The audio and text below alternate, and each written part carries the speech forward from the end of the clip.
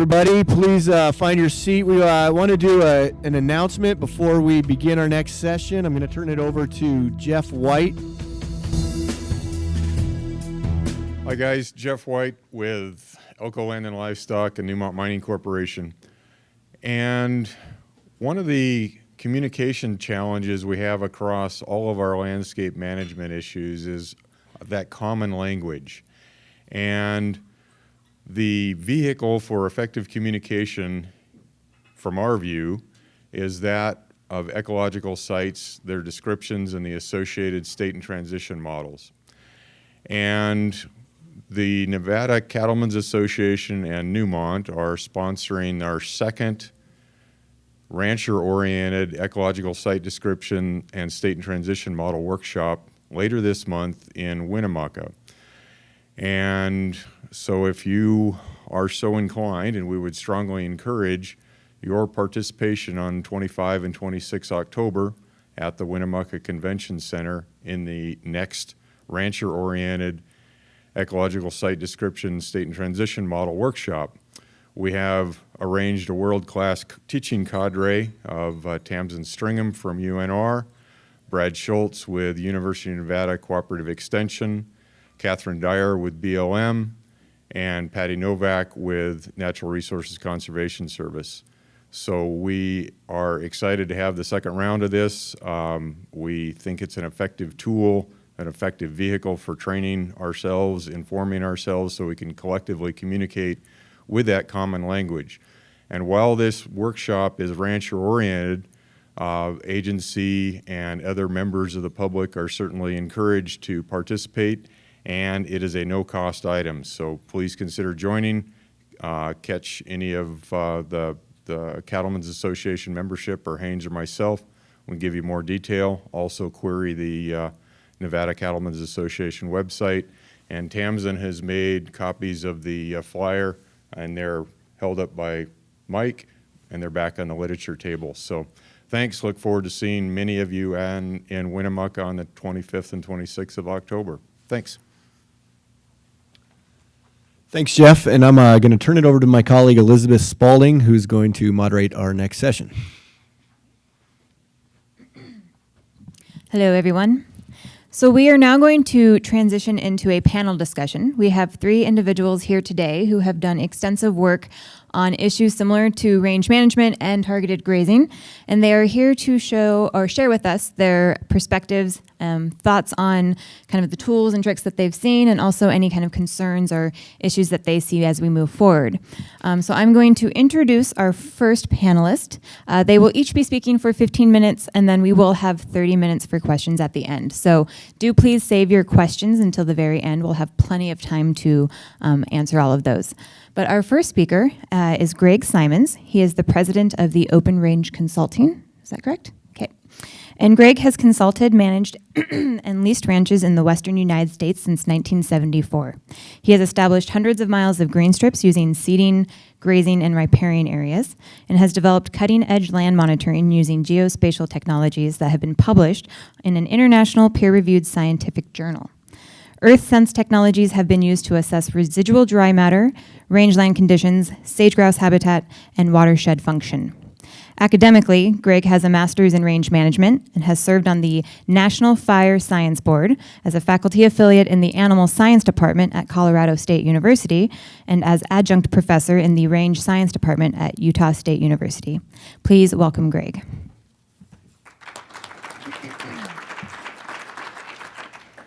Thanks, and a special thanks to Megan, who just put my wife to bed.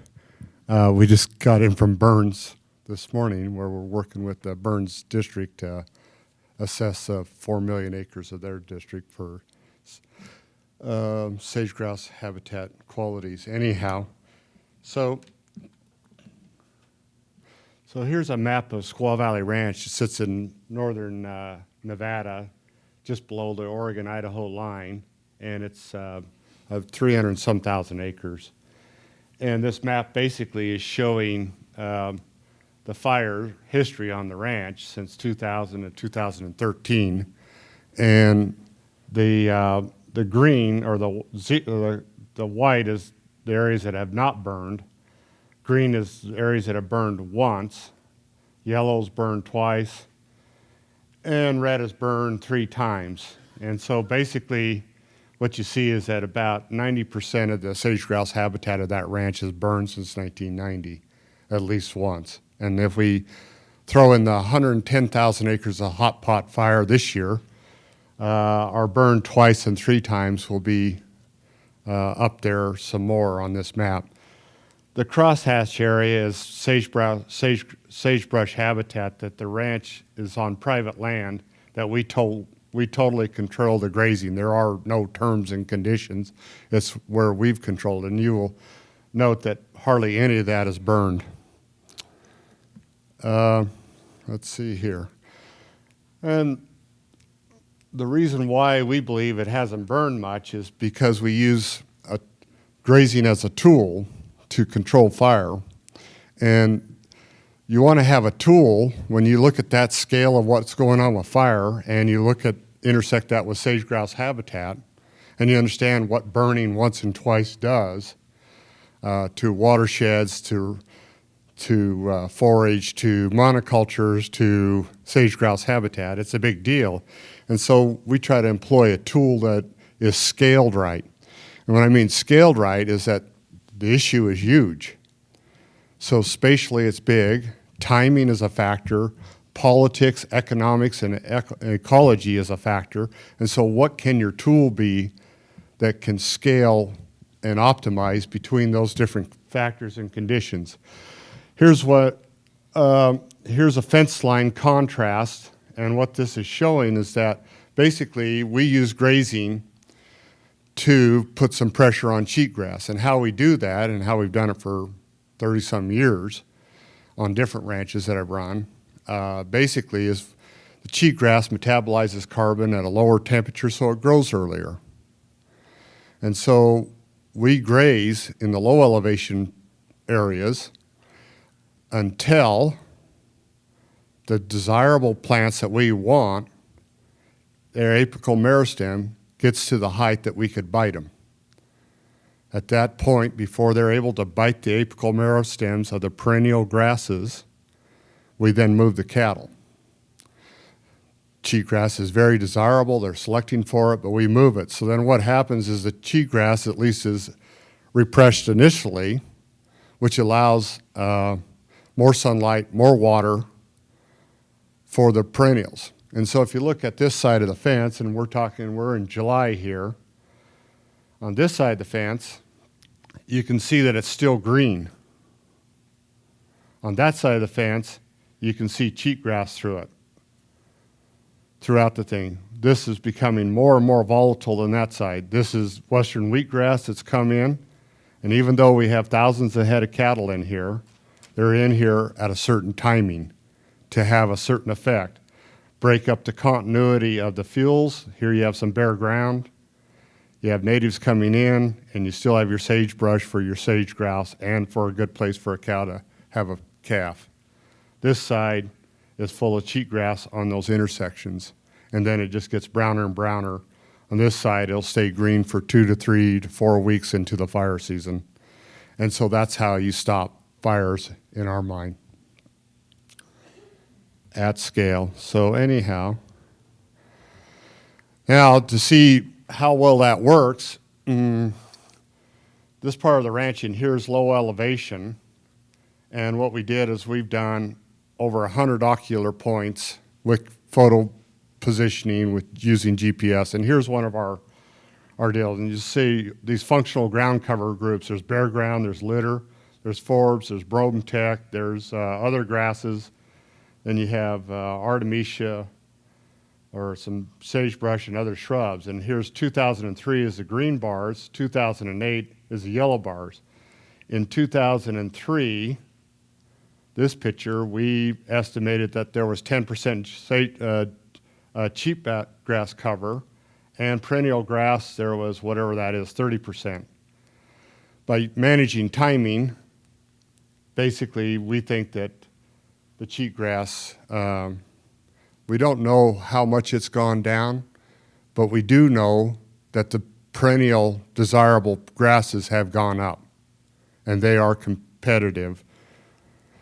So when you look at, so here's between 2003 and 2008 in grazed pastures, average elevation about 5,000 feet, 100 samples. What's happened over that time period basically is the cheatgrass went down from 18 to 99% or 100 or whatever that decrease is, cut in half. And the perennial grasses basically have increased in cover by 50% at no cost other than us being smart about our timing and willing to move the cattle at the right time. So when you look at this map and you start thinking about it relative to economics and biology and la-di-da-di-da, politics, etc., almost every pasture around our private pasture, all of them, matter of fact, have burnt, that are public lands, have burned. Somewhere to the tune of 90%. And the suppression costs alone have been $110 million with a 90% failure rate relative to protecting sage grouse cover. On our land, 4% of it's burned. There's been hardly anything but the most minute suppression costs that a few ranchers in a truck can do. And so the effect of getting rid of continuity and volume of fuels, reducing flame lengths, having natural suppression has a huge, not only biological effect, but a financial effect.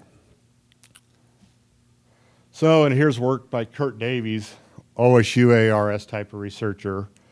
And what we do time after time, and we just had the hot pot fire, 110,000 acres, and the very same prescription fell out of the sieve of all the other ones for the last 14 years. We said, okay, when everybody got together to review the fire, it all ended up, as it moved through the sieves, was basically what we need is 3 years of rest to 4 years of rest, and we need to do some seedings. That is the same prescription I've heard every time. I don't know what political or what biological or what kind of sieves that all ends up as that's the solution. But I know that in 3 to 4 years, if 500 pounds per acre land, which is probably this ranch average somewhere between 5 and 6, said in 4 years times 500, you're going to have 2,000 pounds per acre of stuff. You're going to have incredible continuity. You'll have tremendous flame lengths. Possible. All you need is an ignition source. And burn, baby, burn. We're just sitting on a haystack, and I never get a letter saying that, oh, we've just had a really wet year. What can you do with these cattle? Dry years, I do get a letter that says, oh my God, should we destock? But we just build a haystack, and basically once you get past 1,000 pounds per acre, you're going to get somewhere over 10 foot of flame lengths, and therefore, to be safe, you're going to have indirect attacks, which means bombers from above at 15,000 to 50,000, whether it's prop or jet, to go out there and try to suppress that fire. Okay, so here's here's Kurt Davies looking at fuel moisture, and you have ungrazed through time, and where is the line of moisture extinction of a flame, and here's winter grazed. And what you see there basically is that when you have ungrazed areas, they're always ready to burn throughout the entire lightning fire season.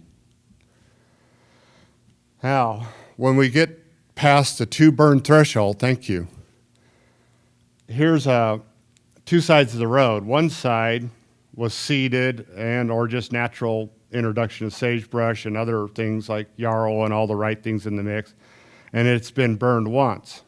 This side's been burned twice, and you can see there's hardly any reintroduction of sagebrush after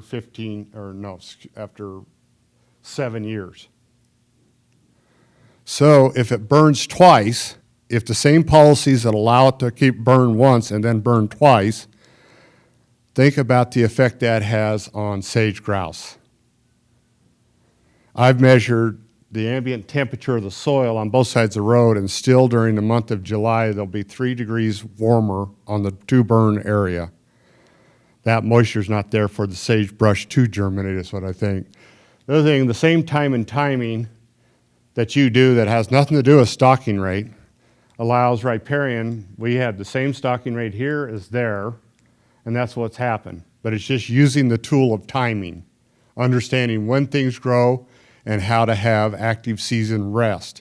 But you have to have the time and the space with the water to have active growing season rest. So we have, in general on the ranch, 5 out of every 10 years, every pasture is being rested during the active growing season, which is only about 2 to 5 months depending. And so all over this 300,000 on 140 miles of streamway, not 1 mile of riparian area, there is not one riparian exposure on the ranch.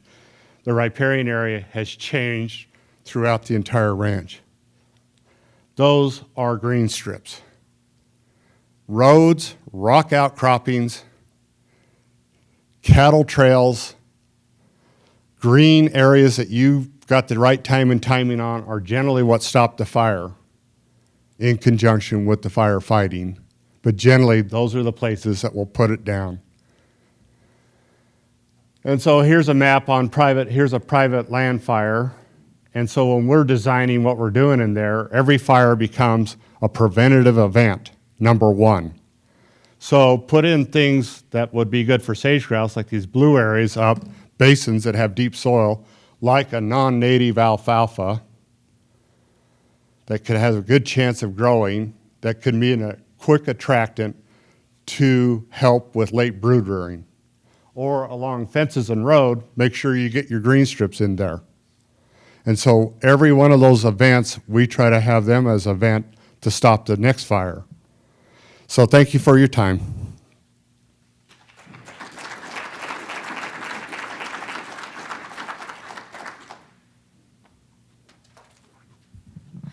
All right, so next up we have Dr. Barry Perryman from the University of Nevada, Reno. Barry is a professor of rangeland ecology and management in the Department of Agriculture, Nutrition, and Veterinary Sciences. His teaching and research represents a broad spectrum of interests, including sage grouse, cheatgrass, sagebrush demography, wildfire rehabilitation, and plant community dynamics. Dr. Perryman has organized several international meetings and continues to work on research projects in Central Asia and Western China, and has also facilitated broad constituency meetings, excuse me, such as the 2009 Wild Horse and Burro Symposia here in Reno. He is the lead author of a field guide to Nevada grasses and a field guide to Nevada shrubs, the first taxonomic books to use microphotography as a plant identification resource. And having mixed blood Cherokee ancestry, Dr. Perryman brings a unique and interesting perspective to natural resource management issues of the West. Let's welcome Dr. Perryman. Thank you very much. Well, we better get this thing queued up here. You want to cue it up, and I'll go ahead and start. I got to have a microphone, though, right? I really appreciate the opportunity to do that here in this forum, in front of this audience. You're going to see a piece of a presentation that I've been giving for several years now, and at last count, I think I'm somewhere around 200,000 people have seen a portion or read a portion of this work and this presentation. Everybody from the Senate Majority Leader to the third-ranking Republican in the House to my 7-year-old granddaughter and everything in between. So usually this takes about an hour. I got 15 minutes, and we're gonna fly through this and hit the high spots. What I want to do is and I really appreciate the terms that have been used of management paradigm shift, because that's what this is. Yes, it's targeted grazing. Yes, it's fuels management, but it's a bloody management paradigm shift is what it is. A new way of thinking. And so I want you to think about it in this way: reversing the cheatgrass explosion and creating fuel breaks with fall grazing techniques. Reversing the cheatgrass explosion. Yes, that's exactly what I mean. And you'll see what I'm talking about here as we move along. Let's see which one of these buttons will make this work. Okay, this is some cheatgrass rangeland in Central Asia. I started going over to Central Asia in about 2005, 2006. And what you're looking at here are some cheatgrass poa bulbosa rangelands in the Kopet Dag mountain foothills. That's Iran on the other side of those mountains there. And so what you see here is a typical area throughout Central Asia. And their land management policy is a little different over there than it is in the United States on our public lands. Typically what they do is their pastoralists will winter in the desert. They will move up into these foothills rangelands in the spring, going on up into the mountains in the summer, and then they will move back down through these foothills rangelands again in the fall. And what you don't see in this picture is a lot of standing dead biomass from cheatgrass and poa bulbosa. Cheatgrass is not an issue in Central Asia. It's native there, but the way that they use their lands, we don't see the issues that we have in the United States. This is another picture of that. These are some old Soviet tank emplacements from war games back during the Soviet era. But it'll give you an idea. It looks a lot like northern Nevada. Now, this is an Artemisia site. Their Artemisias are small. They're not big woody ones like we have, but it's the same kind of situation, same rainfall zone, same types of soils that we have here in the United States. Well, in the United States, this is what we have. It's cheatgrass. And you bring our colleagues over here from Central Asia, and they look at it, and you guys, you have a problem. And so what I kind of thought of was, well, what would happen if we managed land in the United States the way that they manage land in Central Asia? Would we have that same outcome? Would we have a situation where cheatgrass wouldn't be a big issue for us in terms of fire? And so we did some research. And this is what the research tells us. Areas where cheatgrass is already entrenched, and if you're in northern Nevada, it's there. You can go dig up and do a soil assay in places where you can't find cheatgrass. You'll find cheatgrass in those soil assays. So places where it's already entrenched in the United States, the amount of carryover above ground biomass, litter, fuels, whatever you want to label it, will dictate the dominance of cheatgrass. We have known since the mid-1970s that cheatgrass requires litter in order to establish itself and in order to dominate. We've known it for that long. If you remove that litter in a strategic way, particularly in the fall as it begins to germinate and establish itself, you will control your cheatgrass problem. Okay? Now, what that means is we need a new approach, a new management paradigm. In sagebrush communities in the Great Basin, where it's appropriate, manage the resource as a combination perennial annual grassland. It is not a perennial grassland. Folks, if you hadn't noticed that yet, it's a mixed perennial annual grassland in these sagebrush areas, okay? So we need to think about it in that way. In the past, we've managed for our perennials, and we've sort of said, cheatgrass, let it do whatever it's going to do out here on the side, and then complained about it. We've got to start thinking about it in terms of our management. In salt desert shrub communities, we want to recognize that annual grass portion of the community in the management activities. Heretofore in our shad scale communities in the past, we didn't have grasses. Now we do, and we need to consider those in our management activities. All right, here's some pictures. We're going to look at pictures the rest of the way here. This is out on the University Gun Ranch in 2006. We had this area where we implemented our initial research, our basic research. Well, we turned our cows loose. We let them graze in the fall in November and December to remove that standing dead biomass, okay? We did that for 3 years, 3 falls in a row, 2006, 7, and 8, okay? In the spring of 2009, we kind of backed up to see what things would look like. And this is the ungrazed side. This is on the other side of the fence. This is the ungrazed side for 3 consecutive years. And our target was to get that down to about 100 pounds to the acre, the cheatgrass biomass. Get it down to 100 pounds to the acre. We actually took it down below that a little bit in 2008. But after 3 years of doing it, this is the ungrazed side. That's the grazed side. That is magnificent. That is incredible. Now, there's still cheatgrass in this plant community. It's still there. But it changed the plant community composition and which one is dominant versus the other one. Okay? That's pretty amazing. Let's move on. So we decided to move this into some larger areas. That's on 750 acres, about 800 acres. We decided to try and find places where we could do it where it was larger in extent. This is one of our demonstration plots up at Roaring Springs Ranch in Southern Oregon.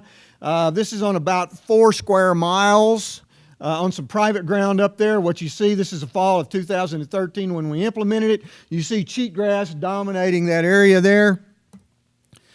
Here is the April 2016. That's a pretty drastic difference. There's still cheatgrass in this plant community, but the dominance has been shifted to the perennials. And that's what I want you to get an idea of. And this is solely through grazing in the fall, removing that dead standing litter, fuel, biomass, whatever term you want to use. This is another site. In fact, this site here, the ranch just received a national award for the implementation of this fall grazing aspect on a winter permit. Jeff can tell you more about that later, and we can talk about it more later if you want to. This is a Medusa head site. People told us, well, you can't get them to eat Medusa head in the fall. Well, we thought, well, why not try? And so this is a Medusa head site, August 2015. April 2016, they cleaned all that bloody Medusa head up. All that old dead standing biomass. I don't think they liked it as much as they would some other things. But that's a pretty drastic difference. I don't know how to go backwards on this one. Yeah, there we go. That's pretty significant. Pretty significant. And that's almost a Medusa head monoculture there. This is another site. This is a cheatgrass Medusa head site on Upton Mountain, the same allotment. You see the cheatgrass, you see the Medusa head scattered around in there with the perennials. July 2013.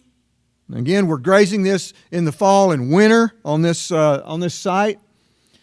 November 2013, after the winter, or after we cleaned it up from the beginning there in November, it was a pretty short year for feed. We leaned on it pretty hard that year. But here it is, the fall of 2014.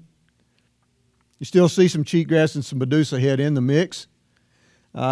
Here's April 2016, last spring. And here we are, just August, just a couple of months ago, on the same site. And what we're seeing is the density of the perennials is increasing quite substantially on these sites. Here's another site that we have there, our second Upton Mountain site. You see the cheatgrass and the Medusa head there in the understory and the interspaces. And here's that same site in April last year, and then the same site here in August. And again, those annuals are still in that plant community, but they're not the dominant. They're not dominating everything like they did before, and so we're seeing this everywhere we've tried this. We've got another little. I think here's another one, a small one that demonstration project that we have at Imlay, Nevada. Here. You can get cows to eat cheatgrass in the fall. It's very simple. They like it quite a bit. We're using supplement to advance some of the intake, but you can see the results of just grazing cheatgrass in the fall. And what we know is happening is that the cheatgrass seed bank is beginning to diminish because the seeds in the seed bank are dying. They're germinating, but they can't establish themselves because they don't have that litter, so they're dying. So there's less competitive or less competition going on there between the perennials and the annuals. And I can talk more about that. I don't have time to get into the weeds real deep with you there, but it's worked everywhere we've tried this, and we've been doing this for 10 years now. We also have a project at the TS Ranch. Where we thought, well, maybe let's see if we could get cows to just graze a fire break, just a fuels break out there. And so we GPS collared some cattle. We put them on this piece of ground here. It's about 7,000 acres. It's some old go-back farmland that is pretty much cheatgrass and mustard for the most part. And we just wanted to see if if you put cows out in a pasture that's just got a bunch of cheatgrass in it in the fall, what do? Where do they go? Where do they spend their time? How do they eat it? How do they go about going between a water source and an attractant source like liquid supplement? How do they use an area? And so we've been mapping how that's going on. This will be our third fall for that. And we'll be finishing up that one up this year. But just to give you an idea of what they've done, this is what we started with the first year. It was about 400 pounds to the acre of cheatgrass during our first year. And then by about the end of November, this is what it looked like. This is one of our grazing exposures here, sequences of grazing exposures. And our target has been to take it down to about 100 pounds to the acre in all of this stuff, because that's kind of the boundary line, depending on the fuel moisture. That's about the boundary line between a direct and an indirect attack. Okay, if you can get that fuel down to that level. And so if you've got 500 pounds of cheatgrass fuel in the fall, and you go out there and you eat 400 pounds of it, that's 400 pounds of fuel that will not be carried over into the next fuel season. And Greg was talking about that buildup over time. You keep building that litter up over time, and you get your fire. And now you've got that cheatgrass seed bank in there, and it'll just go nuts with you. We've all seen what can happen under that scenario. So let's go back one here to what is that? Let's go this way. I got a couple of minutes left, I think. I got 2 minutes left. All right. That's what happens when you manage land in the United States like they manage it in Central Asia. The question is, can you go the other way? If you manage land in Central Asia like we manage land in the United States, will cheatgrass come to dominate those areas? Well, trying to find areas in Central Asia where they don't graze is kind of hard to do. And I've been about 15,000 miles probably in old Soviet sand hogs all over Central Asia looking for some of these areas. And I've only found 2 places. One was a little construction site of about 1/4 of an acre in Xinjiang, China. And the other is at this village about 50 clicks north of Ashgabat in Turkmenistan. And so what happens is they had too many animals in here, and they destabilized these sand dunes around the village. Okay, so they hired a company to come in to stabilize the sand dunes and make a plan so that this would be a permanent, sustainable thing. So they came in and they fenced the area off around the village and moved all the animals out, took them out, because they didn't want them eating all these high-dollar plants that they're planting inside the perimeter. Okay, and so they took all the grazing out of those areas. And for 7 years. And so anyway, it worked pretty good. They stabilized the dunes. They kept the town from getting covered up from sand, et cetera, et cetera. But after 7 years of grazing exclusion, guess what? If you manage land in Central Asia that has cheatgrass in the community, a very nondescript, rare component in the plant community over there, if you manage that land like we manage it in the United States, where we allow this litter to build up every year, every fall, you get the same results. The same results. And I said, well, okay, you saved them from the dunes, now you're going to burn them out. And they all went, well, geez, we never thought of that, because they don't think about that. That's their management paradigm shift that they have to make in Central Asia. But you get the same results. And so where does it lead? Where does the status quo lead? We heard about it earlier this morning, and I've been writing about this thing called the Cinder Bowl. Some of you may have read about. That's where we're going if we don't change our management paradigm and our way of thinking in terms of how we deal with cheatgrass and other invasive annuals. This is up in northern Nevada after 2012, just off the Montanas. You can't see the Montanas for the dust. Well, Spearman, Texas, Black Sunday, April 14th, 1935. Panhandle of Texas. 4 days later,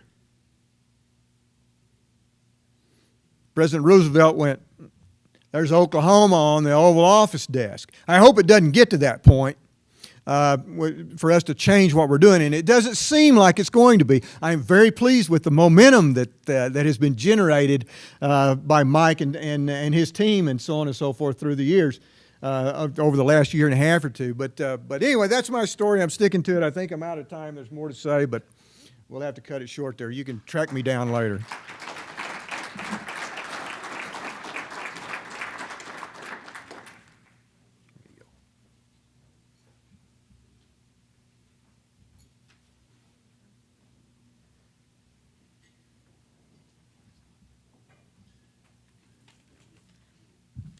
All right, so for our third panelist, Jay Kirby with the Nature Conservancy. Jay grew up on a southeastern Oregon ranch, and he obtained a bachelor's degree in rangeland resources from Oregon State University in 2000. And then he went on to get a master's in rangeland ecology and management from Oklahoma State University in 2002. Jay worked as a research scientist at Oklahoma State from 2003 to 2007, studying interactions between wildlife habitat, fire behavior, and grazing patterns of bison and cattle. He joined the Nature Conservancy in 2009 as Southeast Oregon's project manager, where he splits his time between guiding management of sagebrush steppe preserves, conducting research on habitat restoration, and collaboration with private and public land managers to improve habitat conditions that benefit both communities and conservation in Oregon's high desert. Please welcome Jay Kirby.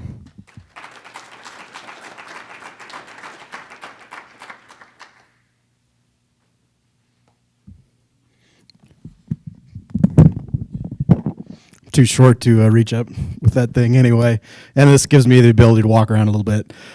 Thanks, I really appreciate the opportunity to visit with you guys and to participate. I'm looking forward to some good questions, some good dialogue. I'm here to share a couple of thoughts, but I'm also here to listen and learn from you guys, and I think that's the real power of these kind of engagements is our back and forth dialogue.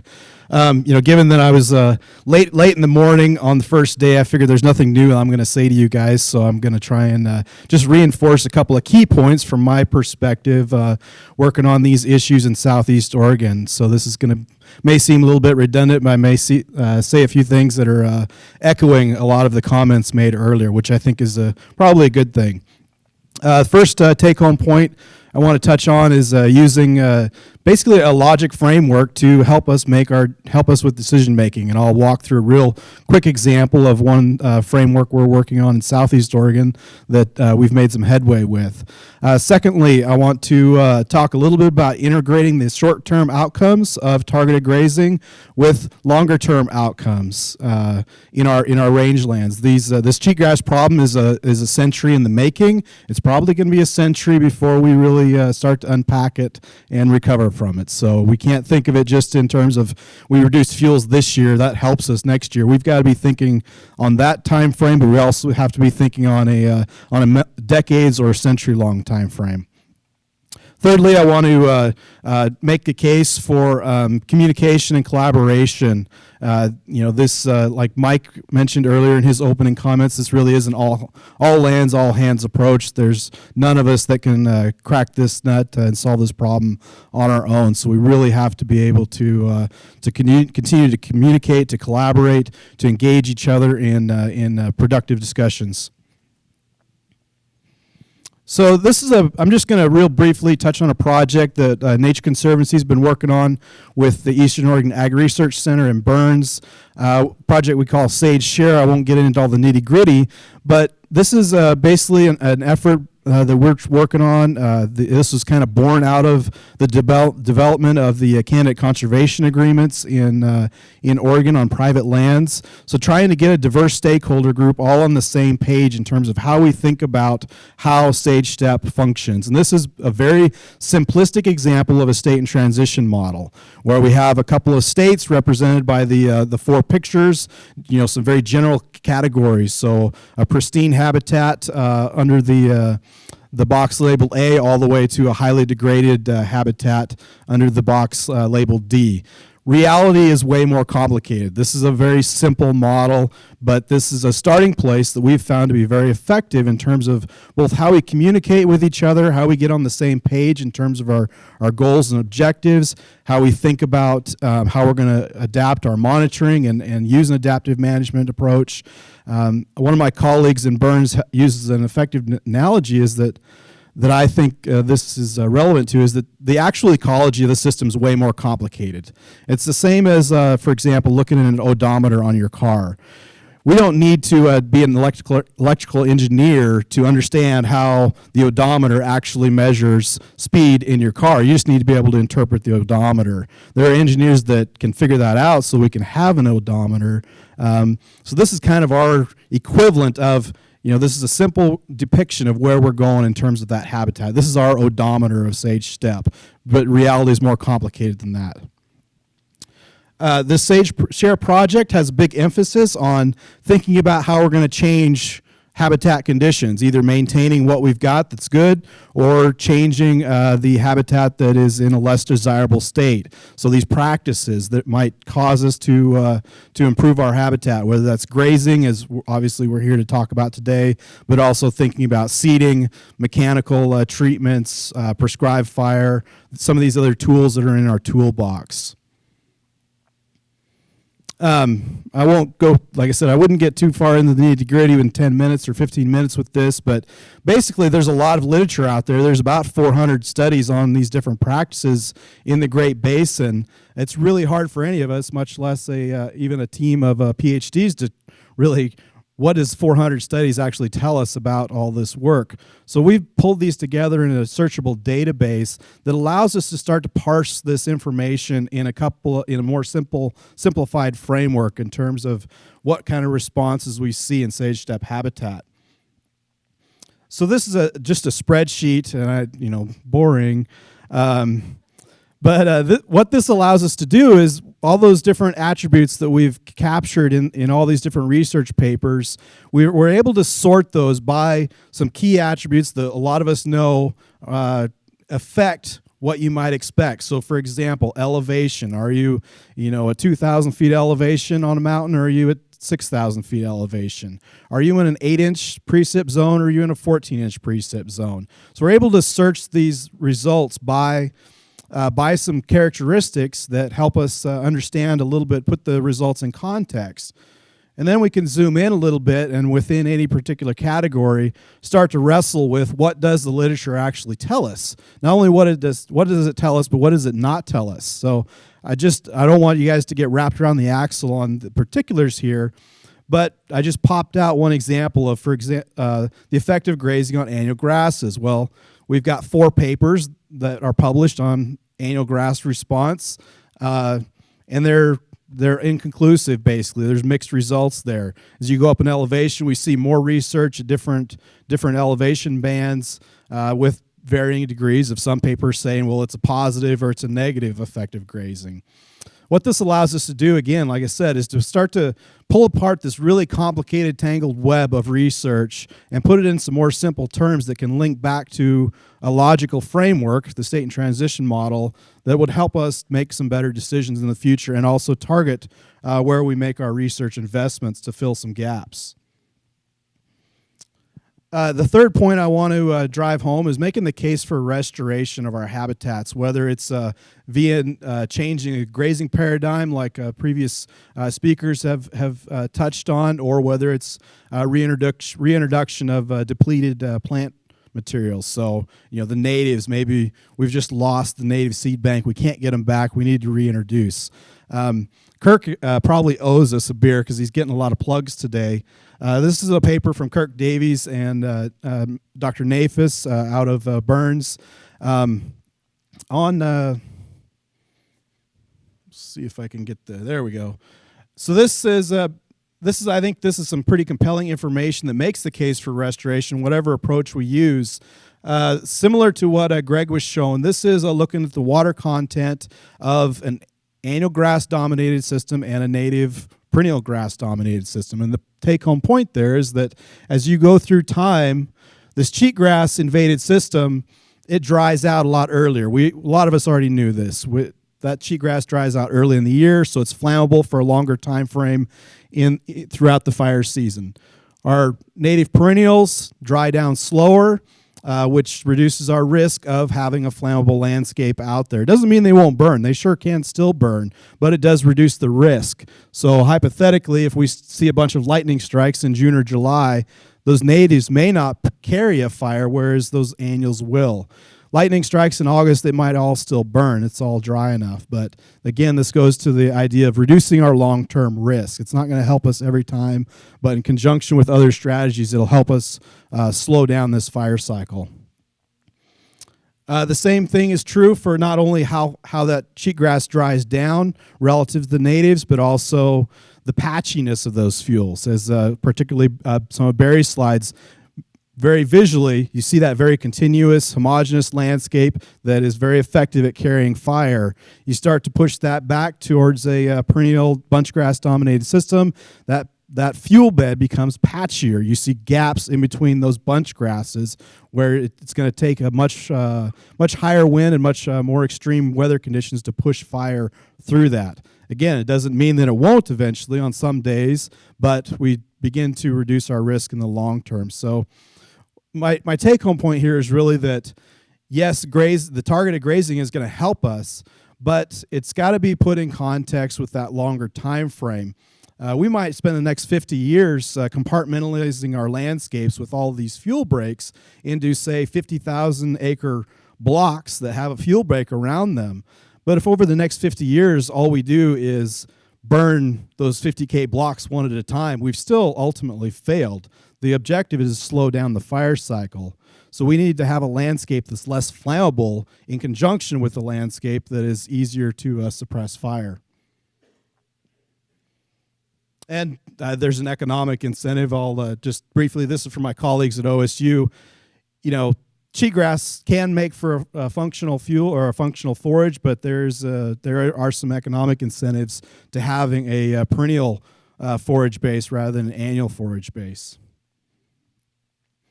And the other point I wanted to touch on was, again, this challenge of collaborating, of working together on this problem that includes all the stakeholders.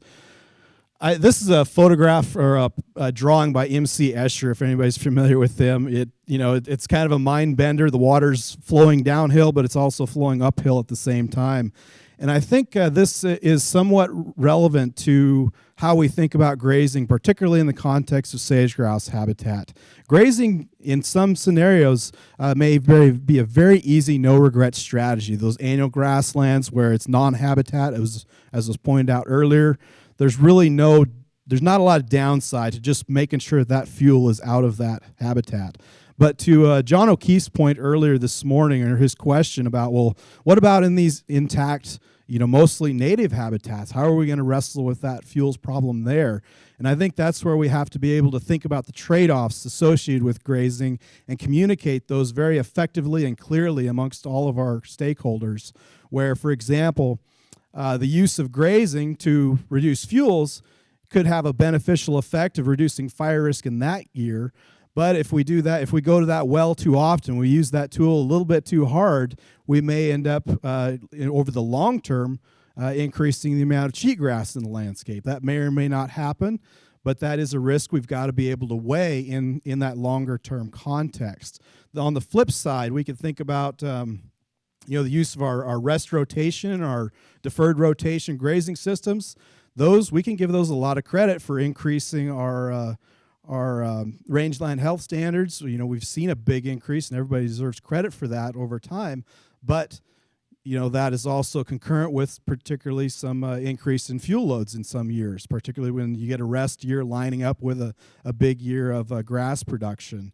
So what I really want to drive home with this little diagram is that I think we've got to be able to understand the trade-offs, that the grazing in the short term may cause us some benefits, but it could also cause us detriment, and the reverse also being true. So we've got to be able to think about this simultaneously, those short-term benefits and those long-term benefits, as well as the short-term costs and the long-term costs. So with that, I'd much rather field questions and engage in a dialogue with you guys than rambling on like actually, I've been working on grazing stuff my whole life, so 38 years, which is basically as long as Mike's been working for BLM. Sorry, Mike. But my biggest challenge was saying what not to say up here, because I've got a lot of thoughts on the topic and really look forward to visiting with you. Thank you.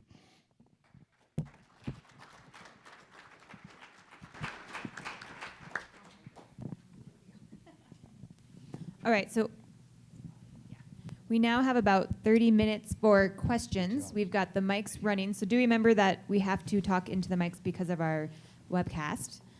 So I think let's just open it up to any of the panelists. Questions? I got one right here. And one thing to mention, I should have mentioned this earlier, please state your name just so it's helpful for everyone to know who's talking. Thank you. Hi, I'm Sherm Swanson at the University of Nevada, Reno. Great panel and a lot of fascinating points. Greg, for you on your private ranch, you were grazing very carefully during the growing season with the strategy that you stated. I don't think it's probably the only strategy you were using, but of moving the animals when the apical meristem elevates. I think there was probably also a duration consideration in that, and yet that private land was sort of the small part of the whole ranch. And so throughout my career, I've been sort of paying attention to when we have big fire years and when we have the wet years. And the 7 big fire years that come to mind were all in years when we had the residual forage or fuels, excuse me, the residual fuels that so many people have talked about. And I'm guessing that it might be hard to apply your strategy that you've been able to do on the private land at scale. Would you use the fall grazing for the public land or in combination with the careful management in the growing season? How would you scale up from the private land to the whole ranch? Well, that private block is 30,000 acres, and that's usually the size of a whole ranch in lots of the world. And so how would you scale up? The most misunderstood thing that I found in my life is that, and most people, is that people don't understand how you integrate time, how long you're there, timing, when you're there, and utilization. Because most people, the only tool they've ever been able to apply relative to grazing is destocking. It's the only thing that will go through the sieves.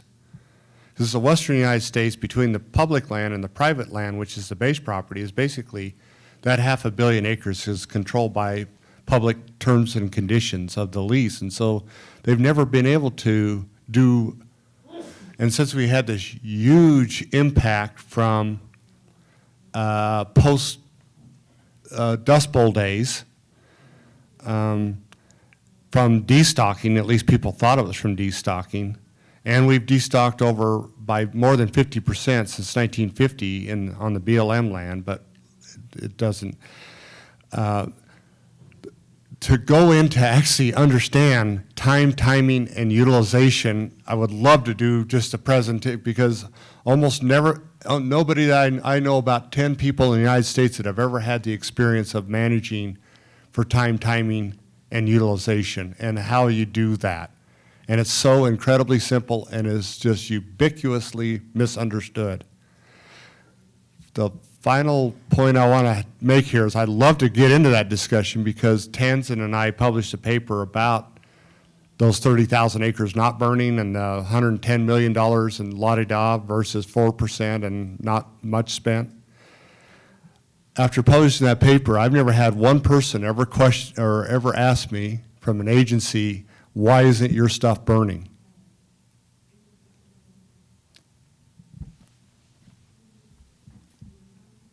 Next question.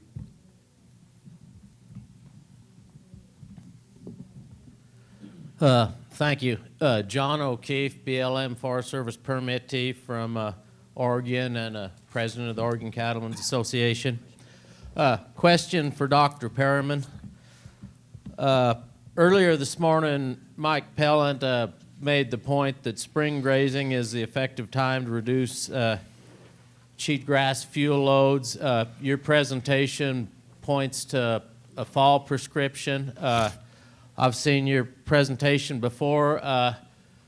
When I see those divergences of opinion, my initial reaction is perhaps the grazing prescriptions that Mike was referring to weren't reaching the adequate threshold of litter reduction, but in case it's not that simple or I'm missing something, I was going to ask for your response to that. Sure. I think both of these techniques have merits, and in some cases, depending on what the situation is, with your particular operation, because everybody's operation is different.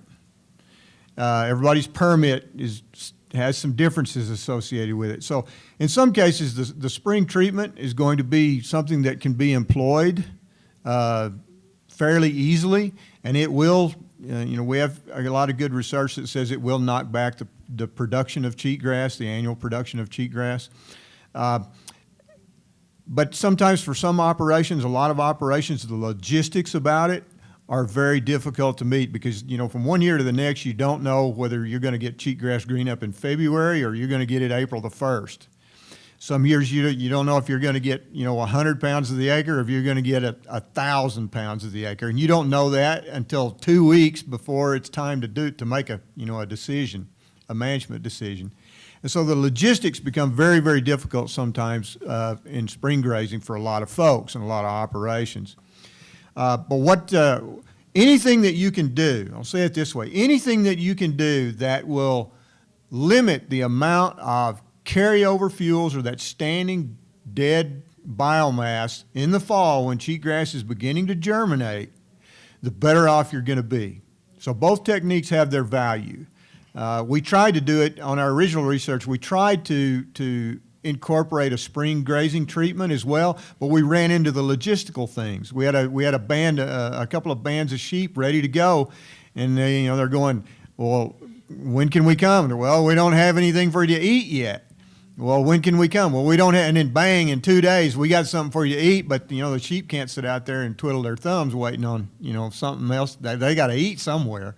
And so we ran into that logistical issue on our original research as well. So it depends on your situation. It depends on your operation. It depends on what your permit will allow you to do and all those kinds of things. But anything you can do that will reduce that standing dead fuel during that critical period and, from about the middle of September until December, January in some cases, maybe even in February, you're going to be better off. That answer it? Okay. Johnny asked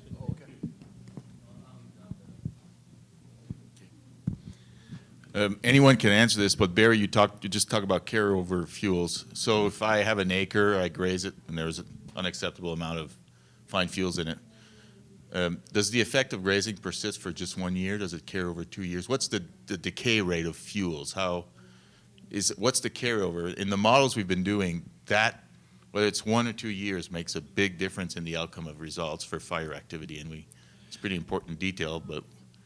Yeah, of course, if you've got 1,000 pounds of the acre out there and you take 800 pounds off, that's pretty significant. But what we're finding with respect to the perennial grass response, in every case that we've even in our original research and in our demonstration projects, it's after that third fall season. That's when we really begin to see the effect on the perennial plant community. That's when it begins to turn over and change that shift of dominance. Now, you might see a little bit, and the first thing that we see is not cover. The first thing that we see is a change in production. You go from, for instance, in our original research, we went from about 500 pounds of the acre of cheatgrass and 100 pounds of the acre of perennial production, and in 3 years, after that third fall grazing treatment, that flip-flopped completely. We were down, 100 pounds, less than 100 pounds actually of cheatgrass and over 500 pounds of perennial production. So that's where we saw it at first. We see a little bit in density, a little bit of change in density of cheatgrass, but it's really after that third treatment year is when we really start to see things begin to change. Now that doesn't mean it's going to, it's not, okay, we go do this for 3 years and then we live happily ever after. I mean, we're talking about a management paradigm change with maintenance. And once you get it under control, then you got to maintain it under control. And that can change from year to year as to what you need to put out there on the ground. Did that answer your question or not? Sort of? Sort of. I don't have to. If I put cows on cheatgrass, monoculture, I assume the biomass is gone, so the fuel loading is just not there to support, carry the fire. Does the cheatgrass just then I remove the cows that next year. Does the cheatgrass just come back to the level it was, or It will. It will.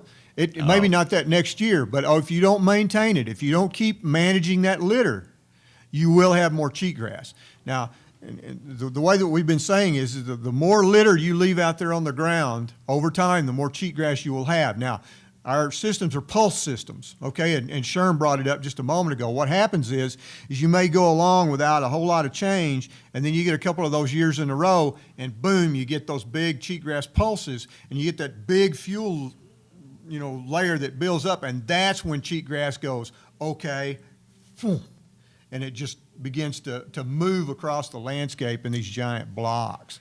So yes, you have to maintain it. You can't. It's not a 1 or 2 treatments, and there may be some latent effects for a year or two, but if you don't stay at it, it will come back. Yeah, what we don't have there that I have had on private lands that I've run, private lands that we've increased sage grouse by 6 times and neotropic birds by 40 additional species, is that what is not out there is the ability to react to an incredibly varying environment. Yeah. And you cannot have a grazing plan that can manage for time, timing, and intensity, and animal needs and market needs and family needs, unless you have a water plan. And until you have a water plan, you do not have a grazing plan that's going to allow you to navigate in a very stormy sea that has 1 year, it starts growing then, and another year, next one. And if you don't have all the backup in the mentality of the rancher, and when do you calve, and when do you wean, and all these things start backing up so that you can turn this thing into an ecological tool. At the same time, you're turning it into a dramatic financial tool. But what we don't have out on our public lands is, like my good friend John Griggs says, he's been waiting 4 years now to get through NEPA to put in a cattle guard. As if that's some special event out there. Well, you can imagine what it's like to try to put in water and then try to and because what I'm talking about in grazing has heretofore not been a scientifically approachable question. There's not science behind it, because what are when you're doing it at scale, what is the treatment and what are the controls? And so now it's very, very dicey, and it takes a bunch of management judgment.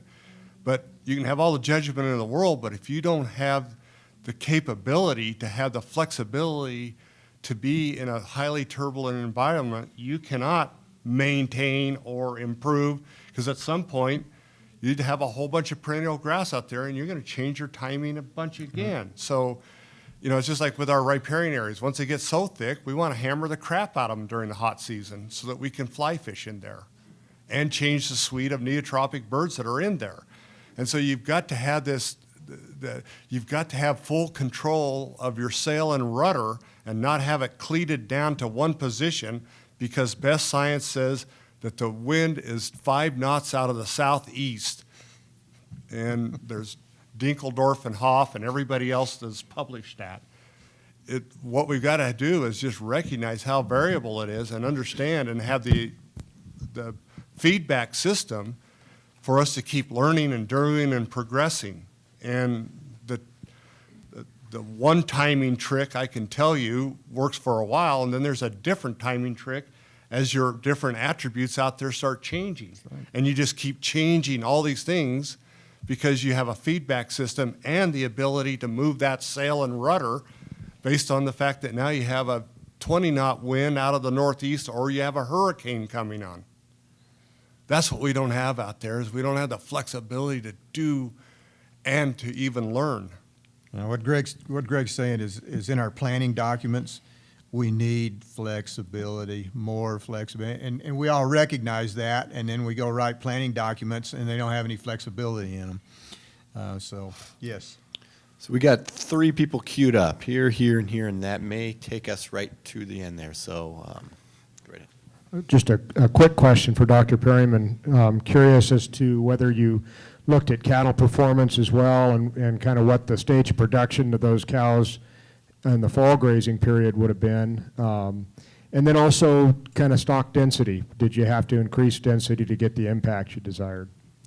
Yes, we did have to increase some densities from one year to the next, or the amount of time that we stayed out there on the ground. As to animal condition, in our case, what we did was, and what we've done so far is all of our animals are either in their late first trimester, early second trimester, when we're really hammering it. Now it gets a little bit later than that up in Druzy, but and we've always put out protein supplement just so we wouldn't have a bloody train wreck out there. And in every case, our animals, and in 2008, it was a rough year, boy. I mean, we took it down. We pushed our critters down, and we actually got cheatgrass down to about probably 15 pounds of the acre. I mean, they were standing at the gate going, But in every case, they've either gained or maintained body condition score and weight in every case. And we saw no drop-offs in calf crop percentages.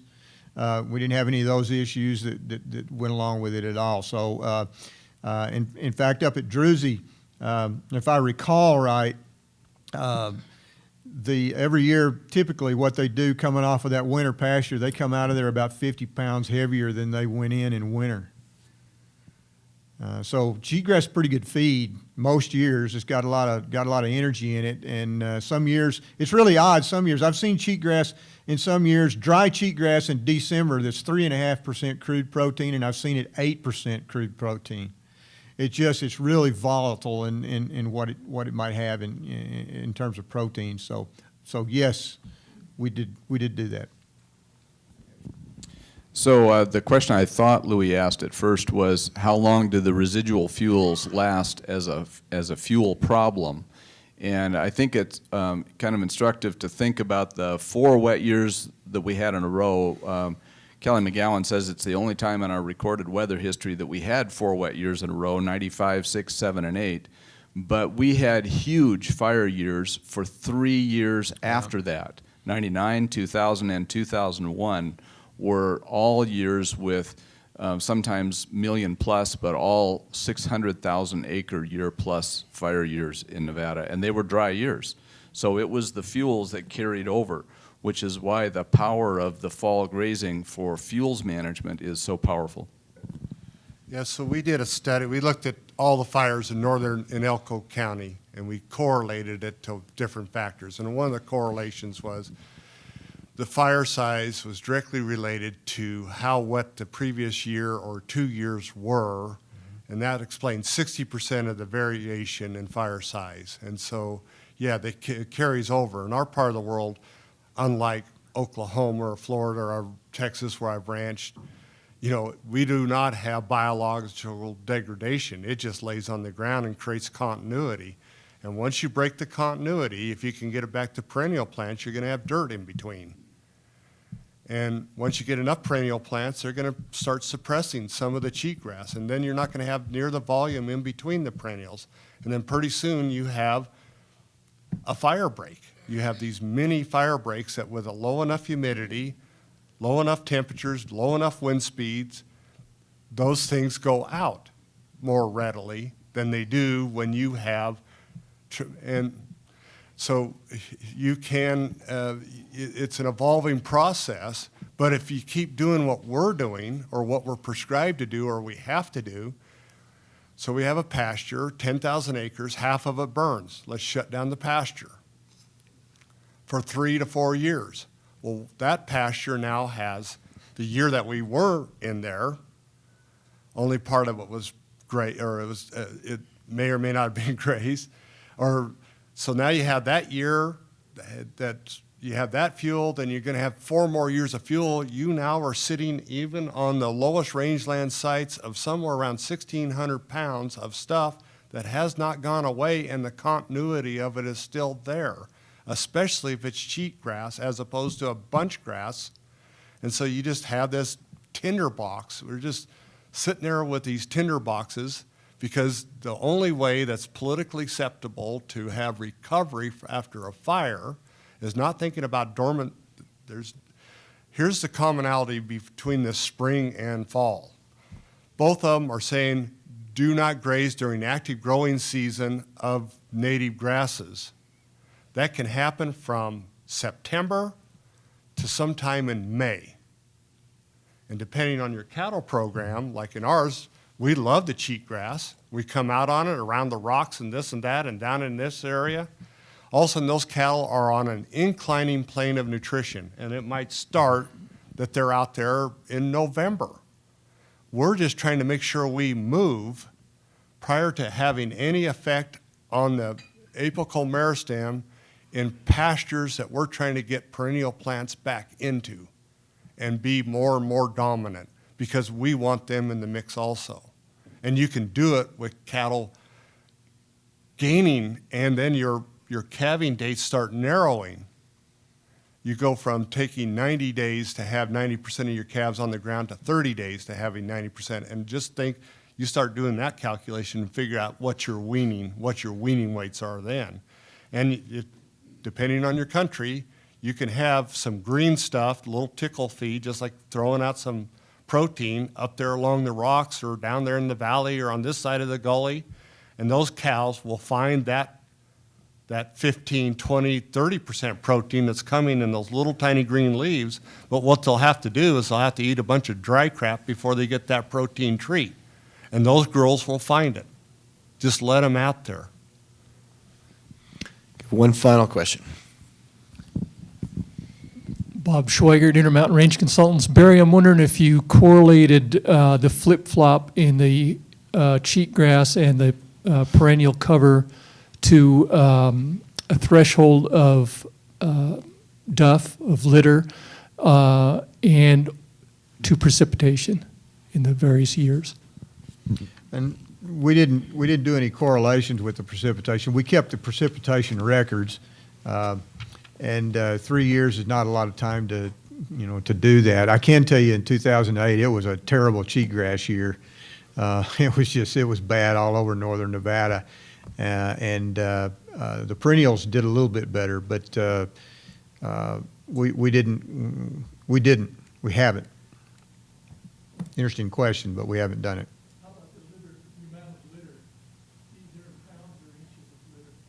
Say again? How about the duff, the litter, either in pounds or in inches? Well, what we did, what we found is that, cows, I'm trying to explain this to some folks back east not long ago. Cows don't bite cheatgrass off. They just wrap their tongue around and they pull it up by the roots. It's just really shallow rooted thing, so it just comes up by the roots. And we thought that that's what they'd go after the first year. And we had 3 years. When we initiated this thing in 2006, we had at least 3 years of cheatgrass built up. We had this year's cheatgrass and last year's the old kind of dead stuff that lays over, and then that old gray oxidized stuff laying all over the ground. They ate that. Couldn't believe it. And then once we got all that cleaned up, then they were just eating 1 year's worth of cheatgrass after that. So, and I think they liked that a little bit better. But they did. They cleaned all of that old oxidized stuff up that was laying all over the ground. They did the same thing up at Roaring Springs as well. And we had 2,000 pounds of cheatgrass laying on the ground when they got started on that, and it was 2 or 3 years old. So they will eat it. I mean, I like it, but they'll eat it.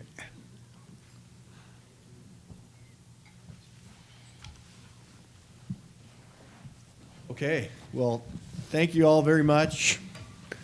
Good round of applause for our panel. What's it like? And I'm going to bring Mike back up to introduce our next session. What's it like getting through the trap? Through? Yeah. You really can. These are hers.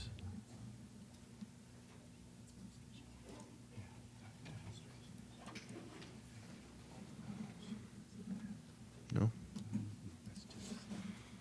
That's Haskell, targeted grazing demonstration areas.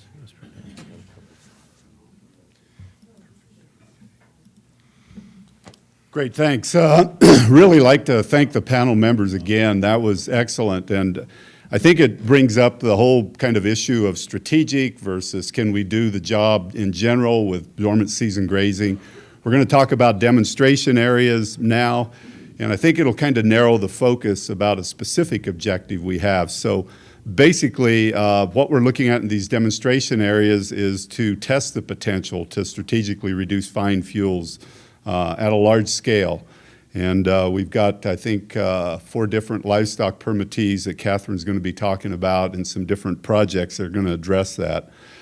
There's some guiding principles, and Catherine's going to kind of go through that we set up to kind of evaluate or to help us frame how we were going to identify demonstration areas.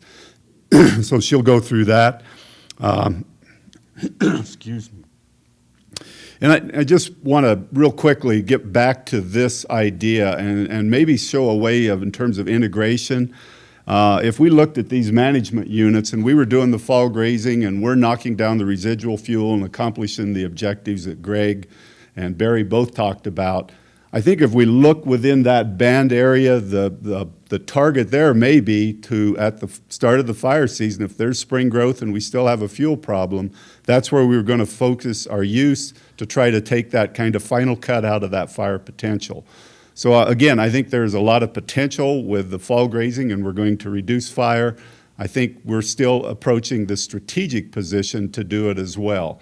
So with that, I'm going to just say one more thing for the benefit, well, of everyone here as well as those through the looking at the web meeting. One thing that became really apparent when we set this up, we had a lot of agency interest. Our objective was to get our stakeholders with some BLM, Forest Service, some of our partners involved.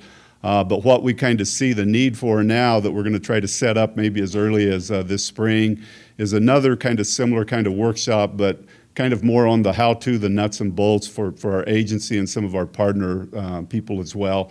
We've got an excellent start. I think the first thing we're going to do is show this panel discussion, say here's a prerequisite, and then get into some other information. So stay tuned. We'll get out some information on that. So right now, I'll just turn it over to Catherine to talk about the projects that we're getting started here in the Elko area. I am going to try not to, Bryant, do this because the last time I touched the mouse wrong, it shut the system down.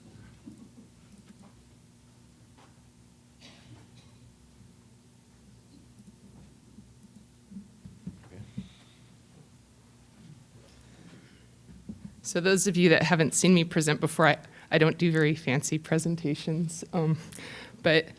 So Catherine Dyer, I'm the Nevada State Range Lead.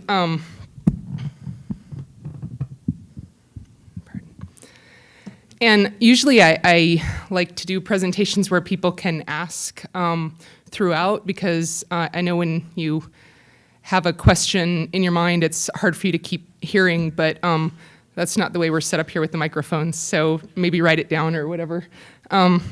So I'll be talking about the 18 guiding principles and kind of how we got to where we are with the Elko demonstration plots, and I want to let everyone know that this is still a fluid process, so what I will be presenting is where we are now, but we are still working through some stuff. So, okay, so we had large areas in Nevada to choose from. As many of you may know, we have, a couple of areas with cheatgrass in Nevada. So, so the 18 guiding principles were developed by this national team, and they were provided as sort of the framework for thinking about how to choose, and then the framework for, I believe, them choosing which proposals to select. So, everyone, it looked bigger when I put it on there. So all of the red ones we don't have to talk about now because I'll go into them further, but basically, so the one here is it must be consistent with the sage grouse plan revision. That's sort of a no-brainer because kind of everything has to be now, so we'll talk about all those and all those. Okay, so the one we won't talk about here later is the monitoring results and reports will be shared widely to inform future projects, and that demonstration plots will be used to inform decisions on implementation of strategic targeted grazing to reduce fuels in other areas. And I believe this was a very important part, as you guys heard Tamsin talk about it earlier, and how many projects there have been in different areas that that we don't even know about because we haven't been necessarily sharing results widely, and so we haven't all been able to learn from each other's experiences.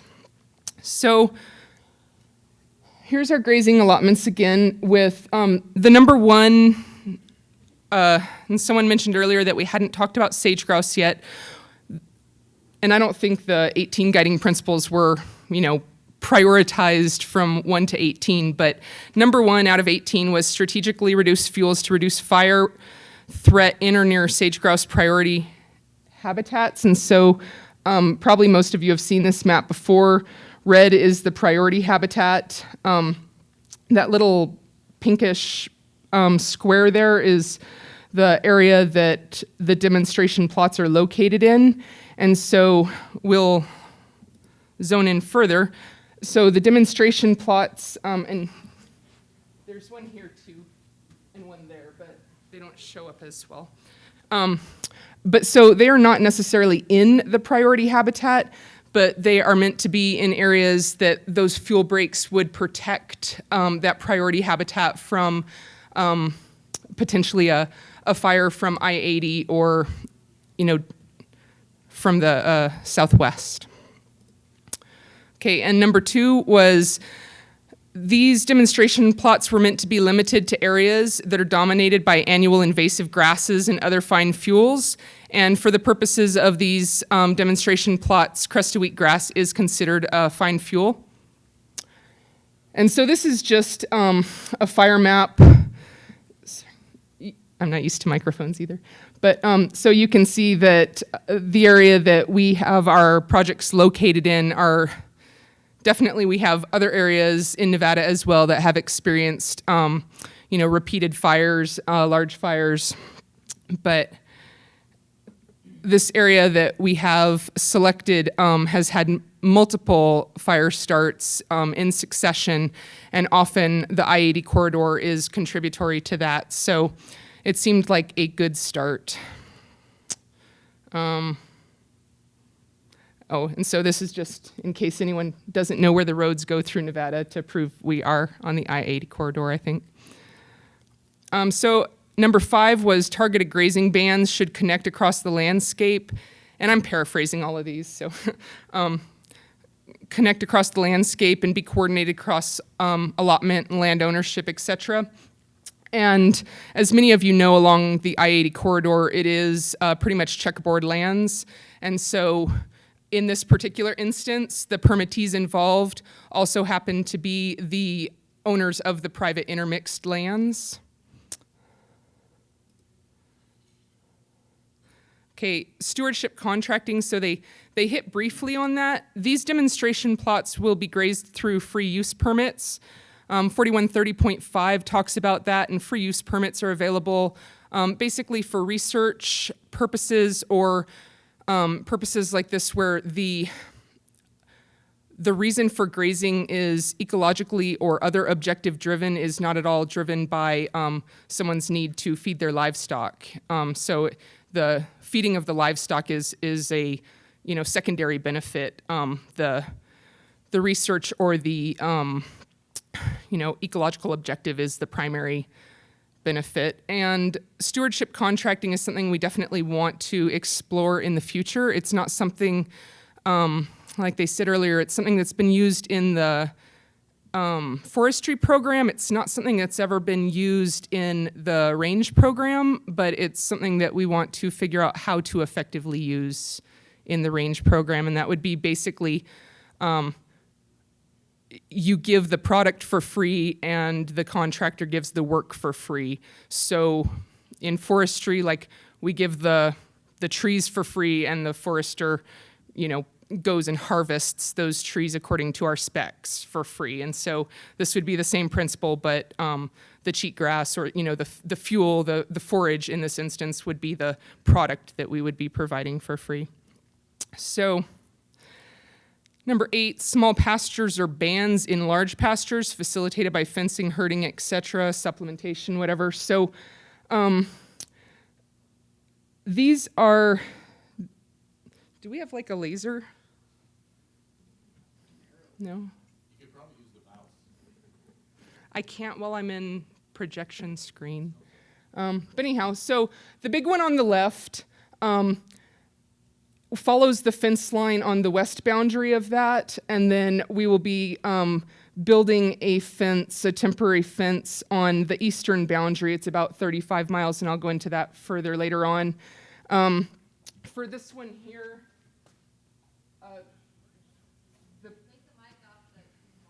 oh, thanks.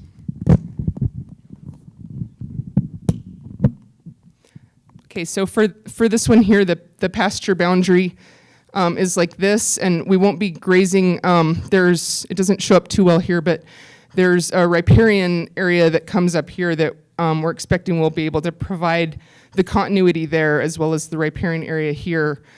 And so we'll be building a fence, so that will be a fenced corridor, as will this one. This is already a fuel break, and this will be basically maintenance of an existing fuel break with livestock.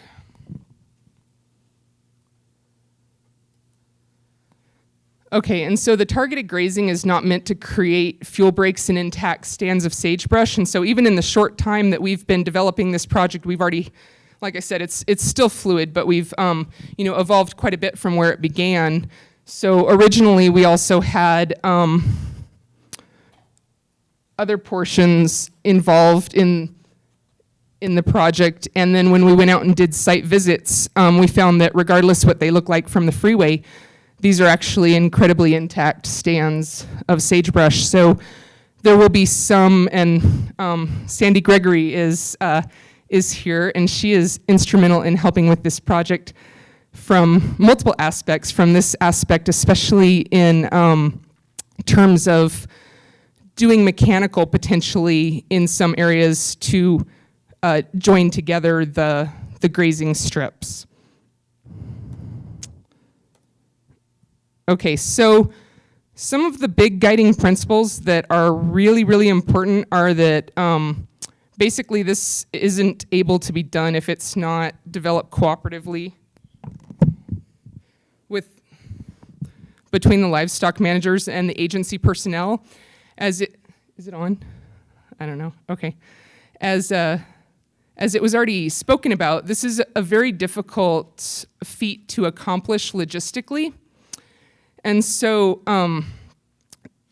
these targeted grazing projects have to be done at a level and time period that meet the fuel management objectives. And so, it may be February when we have to turn out, maybe March, maybe April. It depends on the phenology of the cheatgrass. And so these livestock operators have to be, aware of that level of flexibility required, and they have to be able, to be able to accommodate that, And then the monitoring has to occur, like Mike talked about, unintended consequences, and so there is intense monitoring associated with this that that Pat talked about. And so we will be looking not only at the fuel break aspect, the fuel continuity, but also what type of vegetation changes are we seeing, good or bad, whatever. Targeted grazing may necessitate areas being unavailable for grazing during permitted time. So there is a wide variety of reasons why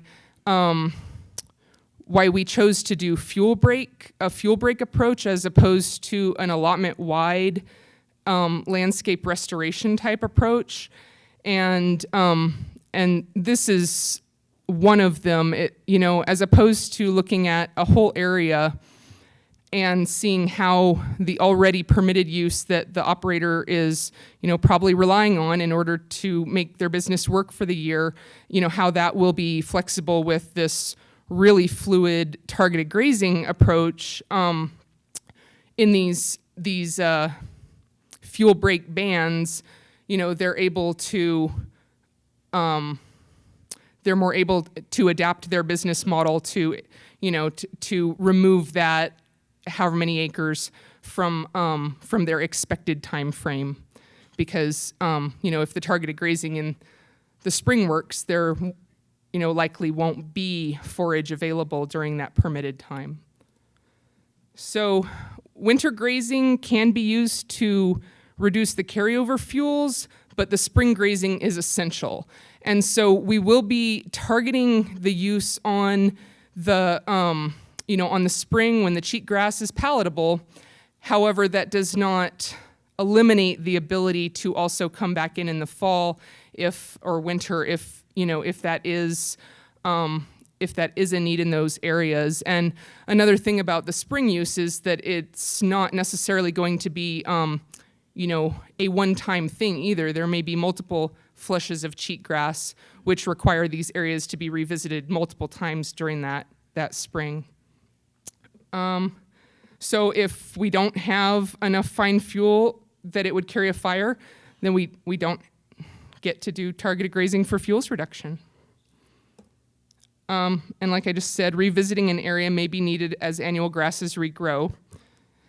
And objectives will be measured by a standardized monitoring protocol, which Pat talked about. And so this is important so that all of these targeted grazing projects that occur, regardless of what state they're in, regardless of what ecological site they're in, that we'll be able to have the same information to compare, like, oh, well, this approach really worked in this particular area, this particular disturbance response group, whatever, but it didn't work in this other one, or and so this is a big one, and this really drives at why number 6, why the cooperative development of this plan is so important, because these adjustments are going to be based on monitoring results, and so there will be no customary 500 cows for this 2-month period. It's the numbers are completely variable from year to year.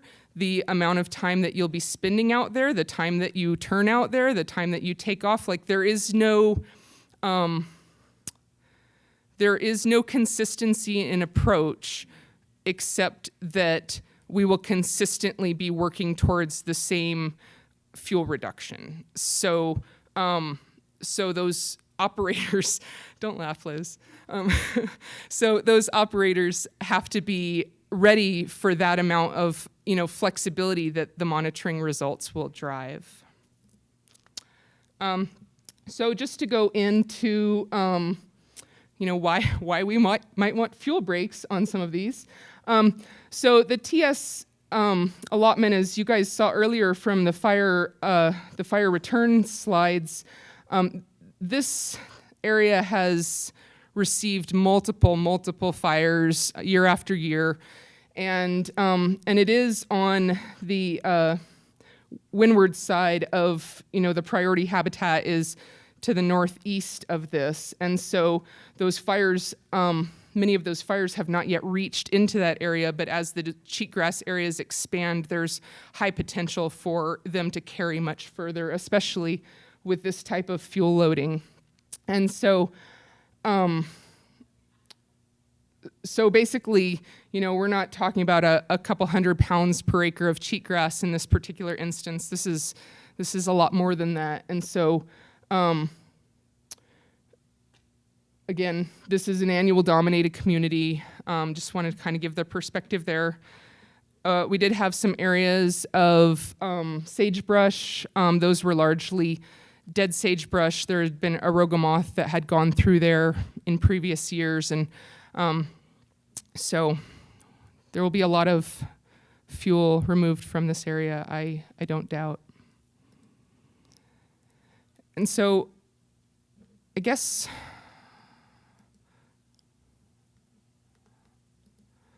another thing that I should mention while I talk about this is the largest of the treatment polygons that we have included in this original or initial demonstration plot. And so this is a large amount of livestock that will be needed in order to make effective use of that amount of fuel in the short window that it's palatable and available. And there will be water hauling. Supplement use may or may not be, I know that it's very effective in helping with the fall grazing. It may or may not really help when, when the cheatgrass is got the nutrients of its own. So that's definitely on the table, but may or may not facilitate the spring use as much. But a lot of water hauling. Some of these, this one in particular was also designed the way that it was because of some road systems that go through there. And so we wanted to make sure that we included those road systems in a way which both they can provide for the treatment itself, a location for water hauling, but also that they would be able to provide a tie-in point for any fire response personnel, you know, to be able to access this and effectively use it as the fire break that it is. So this one, so we originally also had a treatment. This is an existing fuel break. There's a shooting range to the, what's like east side of it. There's been some fire activity in the area, but as you can see the line in the background that is the existing fuel break. Originally, we were going to expand on that and widen the fuel break, but this was one of the areas that when it was actually examined on the ground, it was like, wow, we can't, you know, using our 18 guiding principles, we can't justify using targeted grazing in this instance to expand this fuel break. So this will just be, the fuel break itself will be treated with livestock use. So that's one of the cool things about this, these demonstration plots is that even with just the ones that are in the original demonstration plot, there's a multitude of different treatments and different, you know, lessons that we'll be able to learn. So. So here is a picture you can see on the top left where the freeway is. And I am trying, although the GIS photo shows the that larger polygon on the top left corner, we're looking at that very small polygon right along the freeway. And so there is some sagebrush component right along the freeway, but it turns into an invasive annual community quite quickly. And that's our smallest polygon there. And then this one, so here on the top left of the GIS picture, you can see that, and like I said, there is also a riparian area that runs north-south just to the east of where that polygon ends. And so that will effectively create the, you know, the other side of the fuel break. And then this polygon is placed in a location where there's already a pasture division fence on the north side of it. So we'll be building a fence on the south side, and it's already had multiple fires go through. And so here's some pictures of what that cheatgrass, you know, stand looks like. And for those of you that went to the Elko ESD workshop, we actually went out and dug some soil pits out in this area and looked at the ecological sites and the vegetation and stuff. So for those of you that were there, you have seen this amount of cheatgrass firsthand. The shrubs that you see in the lower picture are rabbit brush, not sagebrush. And the reason that I put the colorful map up there is I didn't want to go too intensively into the monitoring portion of it, but the soil map units and the ecological sites, you know, were used heavily to make sure that we had monitoring locations in all of these polygons, not only in the polygons, but in each different, you know, ecological component of the polygon. And so we will be having monitoring locations both within the polygons as well as in the, you know, control areas, which are outside of the treatment areas. And so, and I wasn't going to do this for the TS because it's super messy in that large of an area, but so just in the Hadley, that small polygon we were just looking at, in that Hadley pasture fuel break, we have 3 different sites that we'll be, you know, capturing and monitoring both inside the polygon as well as we're making sure that the control plots outside of the polygon are in the same representative site as their mirrored site within the treatment polygon. So basic costs, and one thing I wanted to bring up as I talk about costs is that there's a large amount of cost initially, but many of these costs will not need to be repeated. And so, and I don't know, I don't want to put you on the spot, Sandy, because I haven't asked you this before now, but if anyone knows how much it costs to do a mechanical treatment per acre, that's always a good agency answer. Well, but it truly does depend. However, when you start doing a mechanical treatment using, as an example, not mowing, let's call it a mastication type of a project, we're talking between $600 and $800 an acre. And depending upon the topography that's associated with it, it can also go up as high as $1,000. And within that, to go from cradle to grave within a project. So that means you're doing the monitoring, you're doing the NEPA, and then you're actually getting that particular project on the ground. And also then, and we always want to include maintenance into our projects. So once you go back, and let's say you have to have another entry into that area, those costs dramatically drop off. But that's what we've been seeing historically. Okay, so so that gives people maybe a little perspective for, because originally when you run the numbers and you say, 26 miles of fence, 3.5 miles of fence, 1.5 miles of fence. So we're looking at about $170,000 for fencing. We're looking at about $15,000 for archaeological clearance, archaeological work. And so the locations of the water halls, we've not yet calculated. And like I warned you guys at the beginning, we're still developing this, so I don't have all of the answers yet. But figure we're looking between 200 and 250 for the implementation portion. And that doesn't include the cost to the permittee, the cost of the flexibility, the cost of the additional hauling of water, and that's a cost that BLM has also looked at as an incentive cost. The supplement tubs would be a cost to them if those prove effective and are used to much degree. The cost of adjusting the operations of multiple livestock moves, and then the heightened diligence. And so I did not include in here the cost for the monitoring, and so we will be securing monitoring personnel to focus solely on this project during implementation next year. But I guess I want to say that although it may look like a lot of money for the amount of acreage that we're covering, and the fact that a lot of that money, at least from the agency side of it, is a one-time investment, whereas these projects can then be maintained annually without having to rebuild the fence every year or anything like that. And so the costs to the permittees will obviously be an ongoing thing. I think that some of those will be able to be maybe minimized as we all learn how to be more efficient with this type of really variable grazing system. And then another thing that was mentioned very briefly earlier was fiat. And so we did look a little bit at fiat,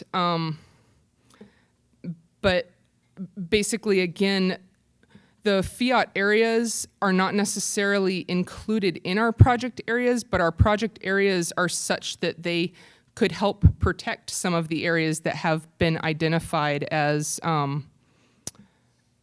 needed project areas through fiat. So I think that's it. Oh, summary. Good. Linear fuel breaks using livestock. So one of the big reasons also that we went with the linear fuel breaks using livestock is this is a demonstration project that we are acting on rather quickly. So we're doing the NEPA for it very quickly. We're getting the infrastructure built very quickly. I think everyone in the room can agree that it's a lot easier for everyone to agree what a fuel break looks like as opposed to what landscape restoration looks like or includes. And so the simplicity of objectives involved is one of the reasons that we went that route first. I'm not saying it's, more important or more effective, but it's something we could do now.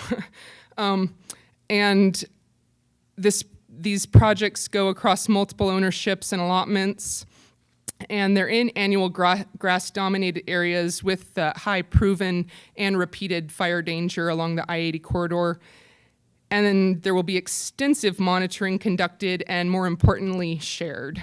And management will be modified due to what monitoring shows, and we have to have a minimum of 3 years of implementation in order to be able to effectively say anything from it. And I think all of you that have been involved in research probably agree that really the longer you look at something, the more definitively you can say anything, or it might take even more years than that to be able to tease out some of the nuances depending on whether those first 3 years have a variability of weather or not, whatever.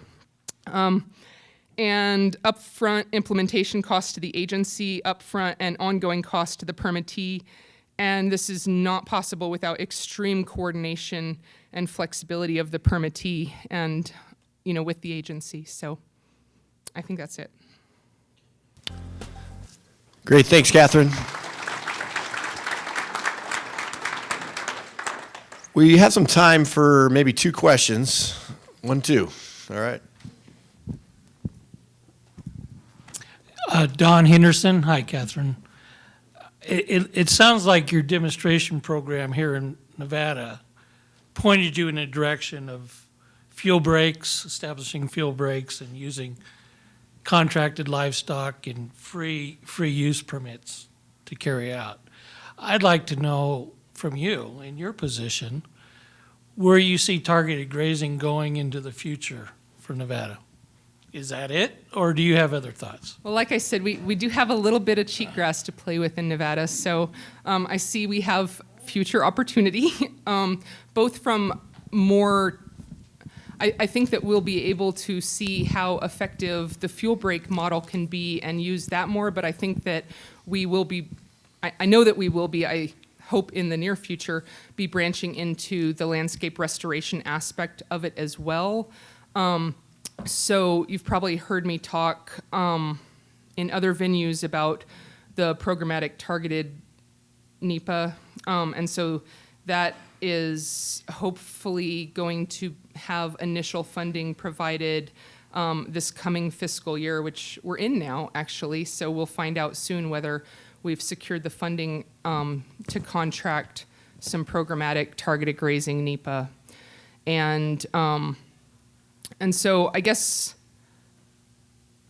my answer is that I think that myself and pretty much probably everyone in this room agree that the sky's the limit with what we could accomplish with targeted grazing. But how we can do as many projects and be as effective as possible in the meantime while we're working through some of the NEPA aspects associated with some of the larger scale and especially some of the, I think, landscape restoration approaches. I see that we would have opportunity probably to do more of this type of thing prior to the amount of time I foresee it taking us to get to the point of being able to implement it in a landscape restoration perspective.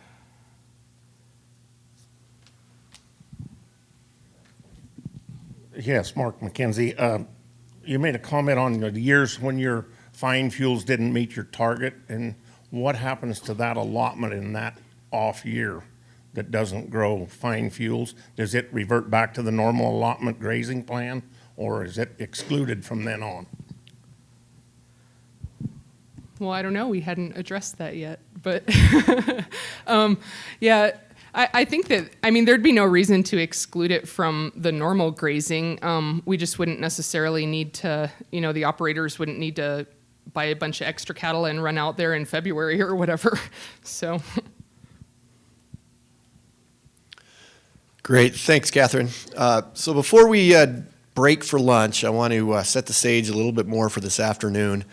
So as I mentioned earlier, we're going to get into small group discussions this afternoon. So look at the agenda. There's 3 different topic areas that we've zeroed in on, and I'll provide a little more context to those to help you think about it at lunch to determine which 2 of the 3 are most important and relevant to you. So the first one, flexibility and capacity. We're defining that as programmatic annual mandates of when to start and stop may not work for everyone. Conditions change each year, requiring flexibility in the policy. How can we facilitate timely implementation?